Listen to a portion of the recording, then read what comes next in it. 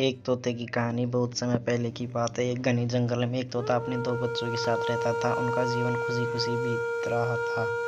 एक दिन जंगल से गुजरते एक शिकारी की दृष्टि तोते के खूबसूरत बच्चों की जोड़ी पर पड़ी। उसने सोचा कि राजा को देने के लिए तोते बहुत सुंदर उपहार है। वह तोतों को पकड़कर राजा के पास ले गया। जब उसने तोते को राजा को उपहार स्वरूप दिए तो राजा बहुत खुश हुआ और शिकारी को उसने 100 सोने के सिक्के इनाम में दिए। राजमहल में लाए जाने के बाद तोते सबके आकर्षण का केंद्र बन गए। उन्हें सोने के पिंजरे में रखवाया गया। हर समय सेवक उनके आगे पीछे दौड़ते रहते।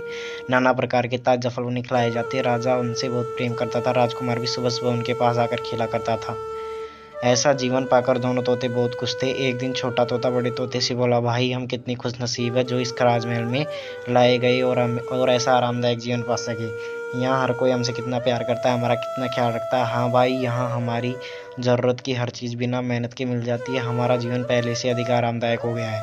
सबसे अच्छी बात यह है कि हाँ, हमें हर प्रकार से प्रेम मिलता है। तोते को राजमहल अन्नपूर्ण जीवन बहुत रास आ रहा था, लेकिन एक दिन सब बदल गया। वह शिकारी जिसने राजा को उपहार में तोते दिए थे राज दरबार में फिर से आया। इस बार उसने एक काला बंदर राजा को उपहार में दिया। अब काला बंदर राजमहल में सबसे आकर्षक का केंद्र बन गया था। सारी सेवक उसकी देखरेख में लग गए। उसने खाने पीने का विशेष ख्याल रखा जाने लगा।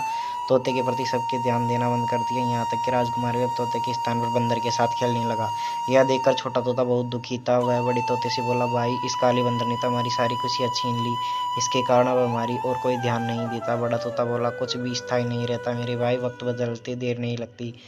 कुछ दिन बीते। बंदर था और शरारती, तो एक दिन उसने राजमहल में बहुत उत्पात मचाया। सेवकों को बहुत तंग किया। राजकुमार भी उसकी हरकत से डर गया। राजा को जब बंदर की कस्तानी पता चली तो उसने उसे जंगल में छोड़ आने का आदेश दिया।